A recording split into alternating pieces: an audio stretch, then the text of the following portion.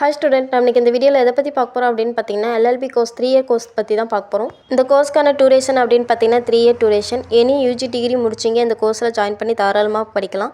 இந்த கோர்ஸ்க்குன்னு age limit கிடையாது. மினிமம் 45% மார்க் வச்சுருக்கீங்க இந்த கோர்ஸில் ஜாயின் பண்ணி தாராளமாக படிக்கலாம். இந்த கோர்ஸ்க்கான அட்மிஷன் ப்ராசஸ் அப்படின்னு பார்த்தீங்கன்னா மெரிட் பேஸ்லையும் பண்ணிக்கலாம், என்ட்ரன்ஸ் பேஸ்லையும் பண்ணிக்கலாம்.